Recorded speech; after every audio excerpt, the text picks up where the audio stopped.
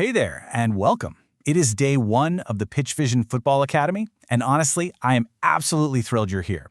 I want you to treat this explainer not just as something you casually throw on in the background, but as the very first step in a much, much bigger journey. Because here's the thing. Once you start looking at football through the lens of a true analyst, the way you experience the game, it changes forever. You stop just reacting to what happens, and you actually start predicting it. You begin to see the hidden clockwork moving beneath the surface of those 90 minutes. So starting today, I'm going to coach you exactly as if you were training to become a professional football analyst. We aren't going to rush this. Instead, we're going to build incredibly strong foundations. So grab a notebook, get totally focused, and let's get to work. Okay, let's take a really quick look at our agenda for today. We've got 1. Welcome to the Academy. 2. Essential football vocabulary. 3. Speaking like a commentator. 4. Reading football like a coach. And 5. The analyst's daily habits. So let's jump right into section 1. Welcome to the Academy. Listen, starting today, we're officially leaving that passive fan experience in the dust. You know what I mean, right? When you're watching as a fan, you are basically strapped into an emotional roller coaster. You're tracking the ball, you're cheering for a sudden breakaway, you're probably screaming at the referee when a call doesn't go your way. It is pure, unadulterated passion. But as an analyst, your job is to step completely off that roller coaster and deconstruct what is happening mechanically. You're looking at the gears turning underneath the surface. Why did that breakaway happen? What structural failure in the defense actually allowed it?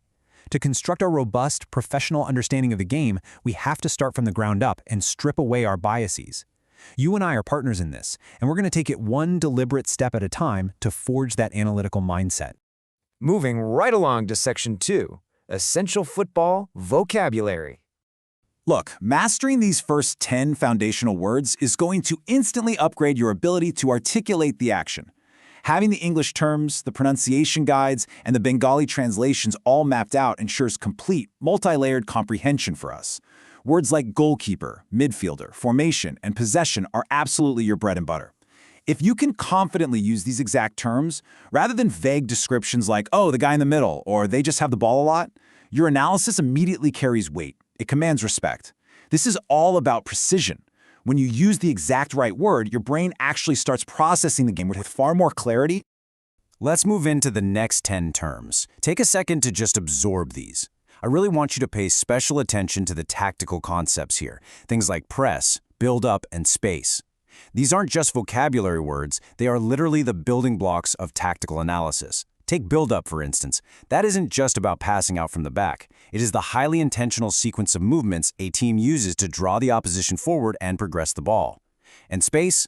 Well, a word like space might seem super simple, but in the mind of a professional analyst, identifying and exploiting space is everything. It is the ultimate currency on a football pitch. All right, section 3, speaking like a commentator. It's crazy how easily you can elevate a casual reaction into polished professional commentary. Think about a fan in the pub. They just yell, "Goal!" It's pure emotion, completely reactive.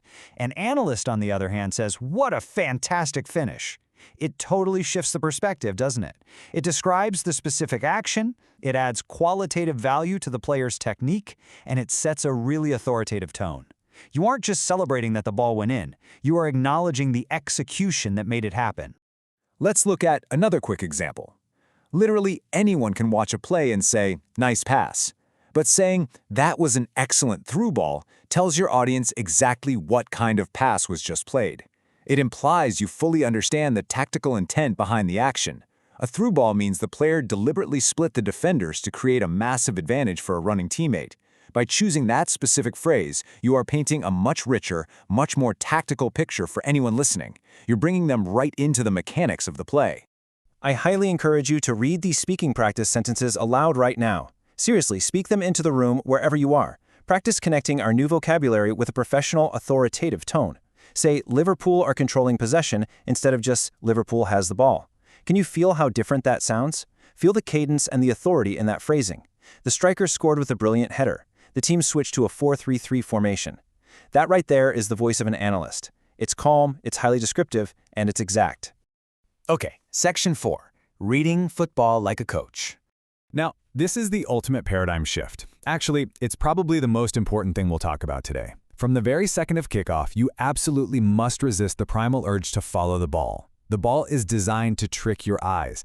It is essentially a giant magnet for your attention, but it is a massive distraction from the broader tactical narrative. The real chess match? It isn't happening right at the player's feet, it's happening 20 yards away from the ball. The story is told by the structure, the spacing, and the intent of all 22 humans on the pitch. Once you break the gravity of the ball and start watching the players moving off of it, an entirely new dimension of the sport just opens right up to you.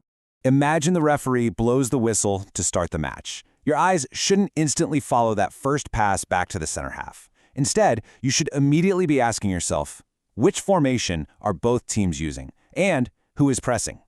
If you want to read the game like a coach, these are the first two critical tactical questions you must lock in. Before any complex plays can even unfold, you need to completely understand the geographic framework that teams have laid out on the grass. Establishing the baseline shape of the teams gives you your tactical starting point.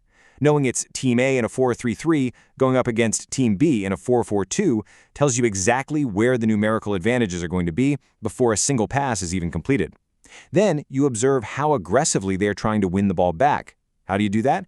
You watch the distance between the players. If a team is pressing high up the pitch, their lines are going to be squeezed incredibly close together, suffocating the opponent and shrinking the playable area. It's a coordinated physical trap, and you can only see it if you're looking at the overall shape, not the ball. Once the shape and those pressing triggers are set in your mind, we move to the next layer of analysis by asking two highly dynamic questions as the game flows. Who actually has control of the ball? And much more importantly, where is the underlying danger? Let's be real for a second. 70% possession means absolutely zero if there is no threat attached to it. Are they actually creating chances, or are they just safely passing around the back four to pad their stats? Professional analysts do not get fooled by empty possession. And remember our golden rule. Danger equals space. Pros are constantly scanning for open grass rather than the ball. If there is a pocket of space between the opposition's midfield and defensive line, that is the exact danger zone attackers will look to exploit. That is quite literally where the game will be won or lost. This is the exact difference between a fan's feeling and an analyst's clinical diagnosis. Saying Arsenal are playing better is just a vibe, right? It's totally subjective. But saying Arsenal are dominating possession, finding space behind fullbacks, and stretching the defense explains the mechanical why. You are diagnosing the specific tactical levers a team is pulling to gain dominance, and you are explaining it in a way that anyone can understand and clearly visualize. And finally, Section 5, the Analyst's Daily Habits. Before we look at our homework, let's do a quick gut check. Test your attention right now without peeking at your notes. What does possession mean? Which player usually protects the defense? What does a 4-3-3 formation mean? Who usually delivers crosses into the box? And finally, what should an analyst watch way more than the ball? If you can answer these immediately, your foundational muscle memory is already setting in beautifully. All right, let's lock in your assignments for today. I want you to memorize those 20 vocabulary words. Really do the verbal practice too. Say the example sentences out loud 3 times each. Then actively watch 15 to 20 minutes of a match. Do not watch as a fan. I want you to look for the formation and the true nature of their possession. Finally, if you're gearing up for video analysis, open up OBS Studio and just poke around to get familiar with the layout. Doing this for just 15 minutes a day builds massive muscle memory. It turns these conscious analytical efforts into natural, lightning-fast instincts. Now here is a real game changer. My top piece of advice as your partner in this journey: start a pitch vision journal. After every single lesson, jot down 3 new words you learned, 1 core football idea you fully understood, and 1 question you still have. Writing down that one lingering question is incredibly vital. It keeps you intensely curious, and it perfectly primes your brain to actively hunt for answers in the very next match you watch or the next lesson we cover. And that brings us to the core philosophy of our academy. Great analysts don't just know football, they know how to explain football. So, as we wrap up day 1, I really want you to ask yourself, are you finally ready to stop just watching the beautiful game and start truly explaining it? Think about it. I'll see you for the next lesson.